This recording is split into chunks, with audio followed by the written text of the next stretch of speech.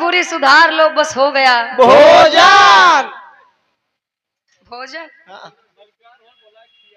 अरे नहीं, तो हर लोग के दिमाग हमेशा खाइन पे रात का है। कहे मन की तरंग मार लो बस हो गया भजन, अरे आदत बुरी सुधार लो बस हो गया भजन।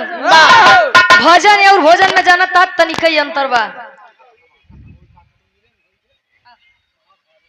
अच्छा महाभारत में जाइए, ठीक ठीक बैठ जाओ, महाभारत ही करेंगे। ठीक ठीक, हाँ महाभारत हुए परेशान न हो। हाँ कहे भजन केतनो करबो हम मात्रा नहीं हो तो कमैबा, अरे वाह। लेकिन भोजन में मात्रा होते वाह। तार जितनी क्षमता अगर उसी तनी के आगे बढ़ा ना है हाय हाय। डॉक्टर उल्टा लटकाएंगे तो डॉक्टर उल्टा लटकाएंगे। वाह। यहाँ से बिटिया आखिरी बंद में बताई कि बिरहा जगत में कोने खानदान से ताल्लुकात रखत बा, वाह। कोने बाग के कलीबा। एक एक बिटिया आओ गुरुजी।